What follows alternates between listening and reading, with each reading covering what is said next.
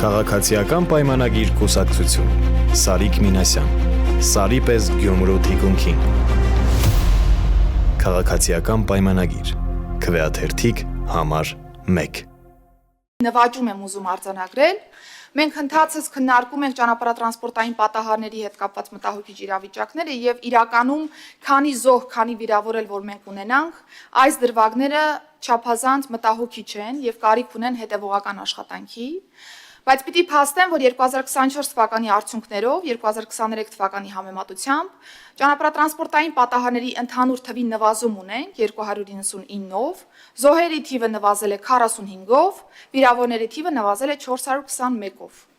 Ընդհանուր պատկերում կարող են շատերը նշել, որ 45-ով նվազումը կամ 421-ով նվազումը ինչ էական նշանակություն ունի, բայց գործընկերներ սա կատարված ահռելի աշխատանքի արդյունք է, հատկապես բարեկային ծառայության կողմից, եւ ես պիտի նշեմ, որ եթե մենք համադրում ենք նաեւ թվերը 2023 թվականի կտրվածքով, պիտի նաեւ նկատենք, որ 2023 թվականին շրջանառության մեջ գտնվող տրանսպորտային միջոցների թիվը շատ ավելի պակաս է եղել, քան 2025-24 թվականին։ Եվ հետեւաբար աշխատանքը նաեւ այս ռակուրսից պետք է դիտարկել եւ գնահատել նաեւ այս դիրքերից։ Իհարկե կարևոր է, որ այս բոլոր փոփոխությունները տանեն նրան, որ մեր վերջնարդյունքը նվաճվի, իսկ մեր վերջնարդյունքը ոստիկանության նկատմամբ հանրային վստահության բարձրացումն է, եւ պիտի փաստեմ, որ 2024 թվականին ունեցել ենք մի շարք սոցիալական հարցումներ, որոնք գործընկերներ չեն իրականացվել ներքին գործերի նախարարության կողմից, իրականացվել են օբյեկտիվ միջազգային գործընկերների եւ նաեւ հասարակական կազմակերպությունների օժանդակությամբ եւ փաստվել է, որ Օրինակ, ՀՀԿ-ի կողմից պատվիրակված հետազոտության արդյունքներով հարցվողների 72%-ը վստահում է ոստիկանությանը կամ ունի չեզոք դիրքորոշում։ Միջազգային հանրապետական ինստիտուտի ուսումնասիրություններով պետական կառույցների աշխատանքի նկատմամբ գոհունակության ցուցանիշով ոստիկանությունը իրավապահ համակարգի մարմինների շարքում առաջին դիրքն է զբաղեցնում։ Պիտի նշեմ, որ ընթացս նաև այս փոփոխությունները կառավարելու եւ արդյունքները ամրապնդելու տեսանկյունից կարևոր է հասկանալ, թե բարեփոխումները ինչ ուղղությամբ են առաջ շարժվելու եւ այս տեսանկյունից արդեն իսկ ընդունվել է ոստիկանության ոլորտի բարեփոխումների նոր ռազմավարությունը, որը ծածկում է 2024-ից 2026 թվականների հերթական շրջափուլը։ Սա նպատակ ունի հանրայնորեն նաև ռազմավարական փաստաթղթի տեսքով մեր հանրությանը ներկայացնելու այն բոլոր նվաճումները, որոնք որ եղել են 2020-ից 22 թվականի նաև ռազմավարությամբ եւ նաև այն ուղենիշային ուղղությունները ցույց տալու, որոնք որ պիտի մինչեւ 2026 թվական ըստ էության մեր կողմից իրականացվի։ Պիտի փաստեմ, որ նաև բավական լավ արդյունքներ ունենք ազգային ժողովի հետ համատեղ նաև քննարկած նախաձեռնության ընդունման արդյունքներով, երբ որ մենք էլեկտրոնային ծանուցման ռեժիմը եւ նաև վրա հասած վարչական պատասխանատվության ձևով նշանակված տուգանքի արագ վճարման կանոնը, որպես քաղաքացիների ավելի պատշաճ վարքագծի ցուցաբերման ցուցանիշ խթանում էինք եւ նախատեսել էինք, որ եթե անձը նախընտրի էլեկտրոնային ծանուցումը, ապա 20% նվազ կնշանակվի հիմնական տուգանքը եւ եթե վճարվի տուգանքը 15 օրվա կտրվածքով, ապա 30% նվազեցում եւս կլինի հիմնական չափից։ Եվ պիտի փաստեմ, որ մայիսի 1-ից ուժի մեջ մտած այս բոնուսային բաղադրիչի արդյունքում արդեն իսկ շուրջ 90,000 քաղաքացի օգտվում է 20% բոնուսային բաղադրիչից, ինչը կարծում եմ վատ թիվ չէ այս պայմանությամբ եւ մենք պիտի շարունակենք խթանել այս գործիքակազմի կիրառումը։ Իսկ 15 օրվա ընթացքում տուգանքը 30%-ով նվազ վճարելու հնարավորությունից մինչ այս պահ օգտվել է 403,490 քաղաքացի։ Այս տեսանկյունից շատ ավելի լավ դիրքերում են գտնվում, որովհետև քաղաքացիներն ավելի շատ են օգտվում այս բոնուսային բաղադրիչից, բայց պիտի անընդհատ շարունակենք հետևողական աշխատանքը, որպեսզի թվային լուծումներից օգտվելը եւս դառնա նախընտրելի մեր քաղաքացիների համար։ Բնականաբար ընթացիկ տարում շարունակվել են ատեստավորման աշխատանքները եւ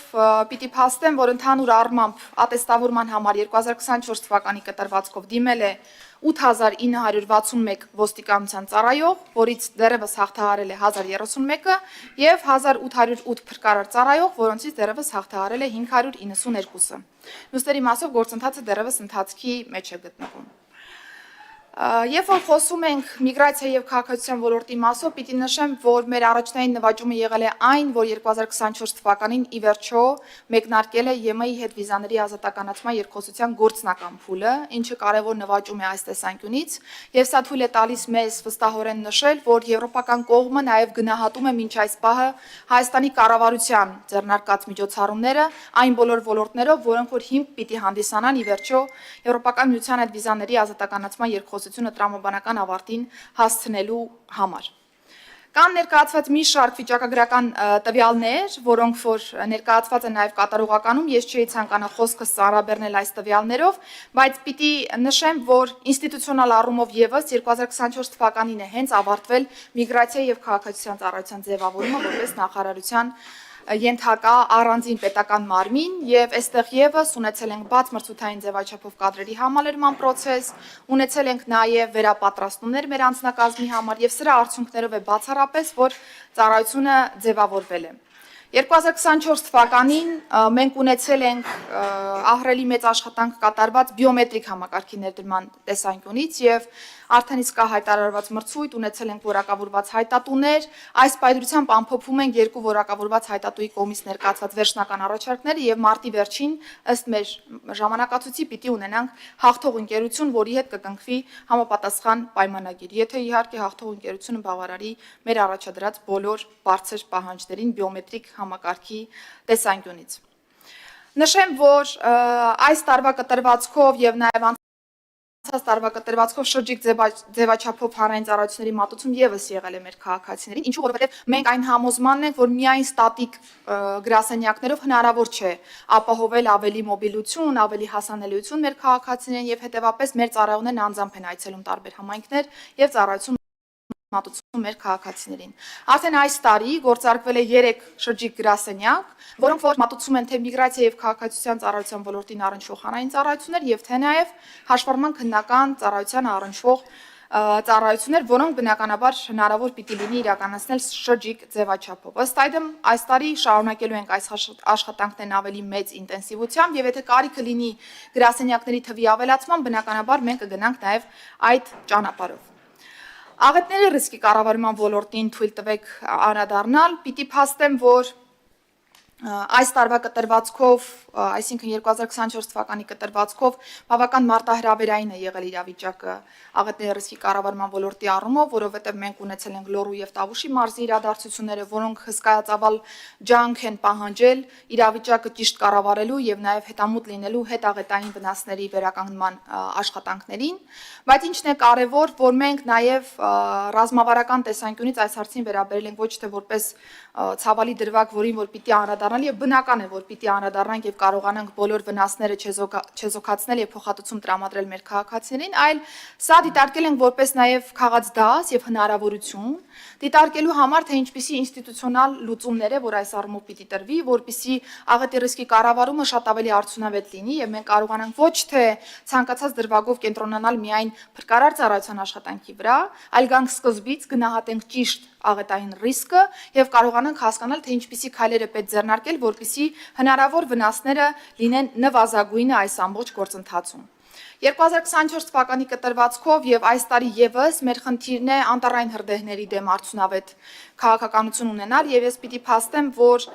2024 թվականի ընթացքում կատարված աշխատանքի լայնածավալ իրազեկման միջոցառումների արդյունքում անտառային հրդեհների թիվը նվազել է 41%-ով։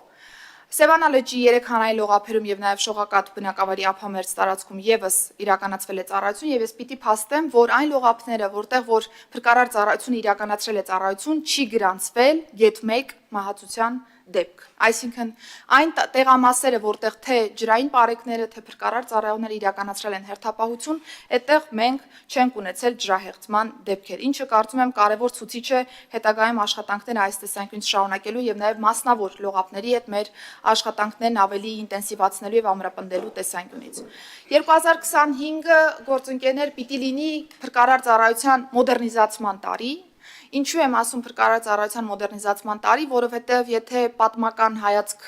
ունենանք փրկարար ծառայության զարգացմանը, կնկատենք, որ այն տարբեր կարգավիճակներով է հանդես եկել պետական կառավարման համակարգում, սկզբում որպես առանձին կոմիտե, այնուհետև առանձին ծառայություն, հետագայում արտակարգ իրավիճակների նախարարության ենթակայությամբ գործող ծառայություն է եղել, բայց այս դիրքավորումներին համահունչ փոփոխություններ չեն իրականացվել ծառայությունում եւ ներքին գործերի նախարարության ենթակայության ներքո որպես նախարարության քաղաքականությունը իրականացնող մարմին փրկարար ծառայության դեպքում եւս կարիք ունենք փոփոխությունների, որովհետեւ մենք նկատում ենք, որ կառուցվածքում այնպիսի գործառույթներ կան կամ այնպիսի ստորաբաժանումներ կան, որոնք առավելապես բնորոշ են նախարարություններին, այլ ոչ ենթակա պետական մարմիններին։ Հետևաբար այս տարի արդեն իսկ իրականացնենք համապատասխան փոփոխությունները, ընդ որում ասեմ, որ արդեն հայեցակարգը պատրաստ է, առաջիկայում այն նաեւ կառավարությունում կքննարկվի եւ հավանության արժանանալու պայմաններում արդեն կսկսենք բուն իմպլեմենտացման աշխատանքները այս տեսանկյունից։ Այստեղ բնականաբար կարևոր է նաև փրկարար ծառայողների աշխատանքի որակը, իհարկե ծառայության աշխատանքի հետ կապված մենք բազմաթիվ դրվատանքի խոսքեր ենք նաև լսում, ունենք մի շարք արդյունքներ գրանցած, բայց կարիք կա անընդհատ թարմ հայացք գցելու ընդհանուր աշխատանքներին, հասկանալու համար թե կրթության, նյութատեխնիկական հագեցվածության տեսանկյունից մենք ինչպիսի խնդիրներ ունենք եւ ինչպիսի փոփոխությունների կարիք կա որպես այդպիսին եւ ներքին գործերի նախարարության կրթահամալիրի ձևավորմամբ մենք նպատակ ունենք հիմնովին փոփոխելու փրկարարի պատրաստման կուրսը եւ դրան տալու նաեւ արդիական տեսք նյութատեխնիկական հագեցվածության առումով ես ասեմ, որ արդեն իսկ 2025 թվականի բյուջետային պլանավորման շրջանակներում կառավարությունը ունի շուրջ 1 միլիարդ դրամ հատկացում փրկարար ծառայության համար, հաշվեջ փրկարարական մեքենաների ձեռքբերման համար, համանման չափով նաև հատկացում կլինի 2026 թվականի կտրվածքով եւ հնդածս մենք նաև մեր միջազգային գործընկերների հետ ենք դիտարկում նյութատեխնիկական համալրվածության հարցերը, կարծում եմ սա է բացառապես ճանապարհը անընդհատ թարմացնել, արդիականացնել փրկարարների նյութատեխնիկական հագեցվածությունը, որպիսի օպերատիվ արձագանքը լինի իսկապես օպերատիվ եւ մենք կարողանանք կրճատել այն րոպեների թիվը, որը որ ծախսվում է դեպքի վայր հասնելու համար եւ նաեւ հետագայում արձագանքի տրամաբանության մեջ։ Ունեցել ենք արդեն իսկ 6 համայնքում փրկարարական կայանների նոր գործարկում, որոնք մոդուլային շենքերի տեսքով են եղել եւ սա կրկին միջազգային գործընկերների հետ համագործակցության արդյունքում է։ Օրեր առաջ Ստեփանավանում բացվել է նաեւ նոր հրշեջ փրկարարական կայան Ստեփանավանի բնակիչների համար եւ այս հետեւողական աշխատանքի արդյունքում մենք փուլ վերանայելու ենք նաեւ շենքային ենթակառուցվածքները, որպեսզի կարողանանք զարգացնել այս առումով նաեւ մեր ծառայողների թե օպերատիվ արձագանքի եւ թե նաեւ առհասարակ արժանապատիվ աշխատանքային կենսապայմաններ ունենալու իրավիճակը։ Պիտի փաստեմ, որ 2024 թվականին այս բոլոր փոփոխությունները եւ ոչ միայն իրականացվել են թե ազգային ժողովի հետ սերտ գործընկերության շրջանակներում, ինչի համար շնորհակալությունս կրկին պարոն Քոչարյան նաև ձեր գլխավորությամբ հանձնաժողովին, թե մեր քաղաքացիական հասարակության գործընկերների հետ, որովհետև ինտենսիվ ֆոկուս խմբային քննարկումներ են կարել, որպեսզի յուրաքանչյուր փոփոխություն, որը նախարարությունը ներկայացնում է հանրությանը,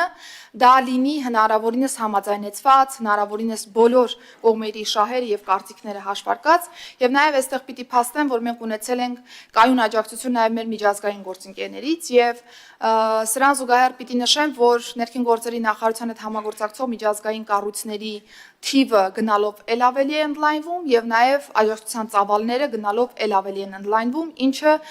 կարծում եմ շատ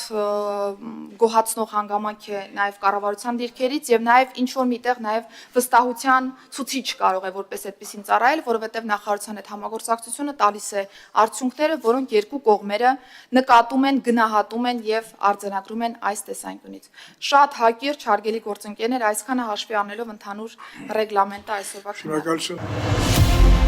Քաղաքացիական պայմանագիր կուսակցություն Սարիկ Մինասյան Սարի պես Գյումրու թիկունքին Քաղաքացիական պայմանագիր Քվեաթերթիկ համար 1